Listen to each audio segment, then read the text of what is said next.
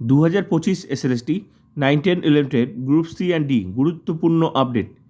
OBC 17% নিয়েই বাকি process শুরু হয়ে গেল। আজকে 9, 10-এর ভেরিফিকেশান শুরু হলো, এসএসসির ভেরিফিকেশান।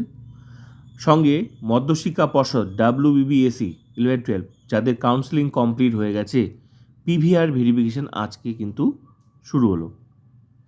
তো এটা কিন্তু গুড নিউজ যে ওবিসি 17% নিয়েই বাকি প্রসেস শুরু হলো, যেগুলো থমকে ছিল। তো এটা আশা করি আর কোনো ভয়ের কোনো কারণ নেই। ওবিসি 17% নিয়েই প্রসেসটা শুরু হয়েছিল, অনগোয়িং রিক্রুটমেন্টটা। তো মাঝখানে নতুন নিয়ম আসলো ওবিসির। তো এটা ঠিক যে এখন থেকে নতুন নিয়োগগুলো সেটা 7% হবে, 100%, কারণ সরকার বিল পাস করেছে, সুপ্রিম কোর্ট থেকে একদম ক্লিয়ার করে নিয়েছে বিষয়টা। তো নতুন নিয়োগ তো 7% হচ্ছেই, কিন্তু যেহেতু এটা 17% নিয়ে সঙ্গে আগের যা যা নিয়ম ছিল, মানে পুরনো যে নিয়ম, পুরনো নিয়মেই এই 2025 এসএলএসটি সঙ্গে গ্রুপ সি ডি 9, 10, 11, 12 তো এটা হচ্ছেই, সঙ্গে গ্রুপ সি গ্রুপ ডিও কিন্তু এই 17% নিয়েই কিন্তু গ্রুপ সি গ্রুপ ডি এখনও রেজাল্ট দেয়নি, খুব তাড়াতাড়ি গ্রুপ সি গ্রুপ ডিরও রেজাল্ট বাড়াবে। তো এখানেও কিন্তু 17% নিয়েই থাকার সম্ভাবনা আছে, যেহেতু এই পরীক্ষাটা একদম আলাদা। কারণ যারা চাকরি মানে করতো 2016-তে, সেটা গ্রুপ সি গ্রুপ ডিতে তো আছে। তো সেই সময় তো 2016-তে তো আর এই 7%-এর ব্যাপার ছিল না। তো এখানে এই নিয়োগে কিন্তু, এই অনগোয়িং নিয়োগে কিন্তু গ্রুপ সি গ্রুপ ডিরও কিন্তু 17% থাকার সম্ভাবনা আছে। রেজাল্ট সেখানেও 17% নিয়েই বার হওয়ার সম্ভাবনা আছে। তো বাকি প্রসেস তো শুরু হয়ে গেল 9, 10, 11, 12। যেমন আমি বললাম যে আজকেই তোমরা এসএসসি অফিসে আজকেই 9, 10-এর ভেরিফিকেশান দেখো, 9, 10-এর আজকে থেকেই শুরু হয়ে গেল ভেরিফিকেশান।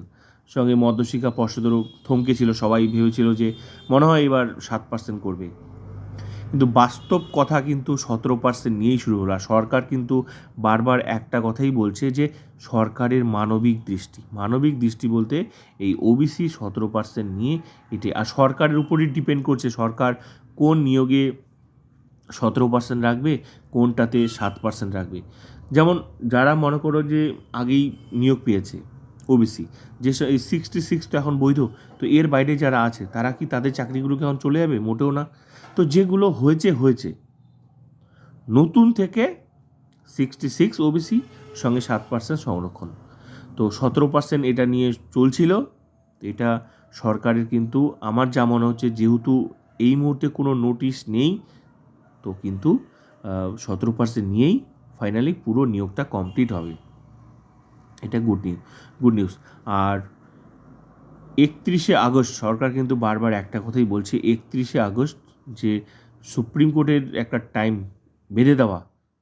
তো আশা করি 11, 12 যাদের সব কিছু কমপ্লিট হয়ে গেছে, যেমন পিভিআর, মেডিকেল সব কিছু কমপ্লিট, শুধু অ্যাপয়েন্টমেন্টটা পেলেই ব্যাস জয়েনিং শুরু।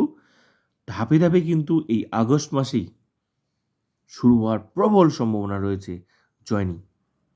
তো সবারই সম্ভব যদি সরকার চায়, সরকারের কোনো নতুন কোনো প্ল্যানও থাকতে পারে। মোট কথা সরকার চাইলে সব কিছু সম্ভব। কিন্তু হ্যাঁ, 9, 10টা, কারণ ভেরিফিকেশানটা এখনও কমপ্লিট হয়নি, কারণ ভেরিফিকেশান চলে গেছে। হ্যাঁ, এমনও আছে যে সেপ্টেম্বরেও চলে গেছে, ঠিক আছে। তো 9, 10টা সম্ভব নয়, কিন্তু 11, 12 কিন্তু সম্ভব। তো আগস্ট মাসটা আছে, পুরোটাই এখনও সময় আছে, তো দেখা যাক। কিন্তু হ্যাঁ, জয়েনিং কিন্তু সম্ভব, মানে পুরোটা না হলেও অর্ধেক তো সম্ভব। আর হওয়ার প্রবল সম্ভাবনাও রয়েছে 11, 12 যাদের সব কিছু কমপ্লিট হয়ে গেছে। তোমরা আগস্ট মাসে দেখতে পাবে জয়েনিং, মানে মধ্যশিক্ষা পর্ষদ অ্যাপয়েন্টমেন্ট লেটার দেওয়ার প্রবল সম্ভাবনা রয়েছে, প্রবল সম্ভাবনা। এটা কিন্তু গুড নিউজ। ফাইনালি 17% নিয়েই প্রসেসটা কমপ্লিট হতে চলেছে, এটা কিন্তু গুড নিউজ।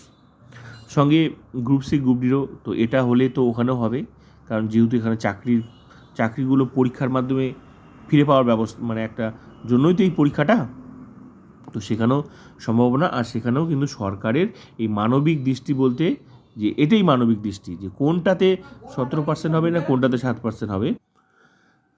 তো সরকারের মানবিক দৃষ্টি বলতে এটাই যে 17% নিয়েই, তাছাড়া সরকারের উপরে তো ডিপেন্ড করছে কোনটাতে 17 বা কোনটাতে 7 রাখবে।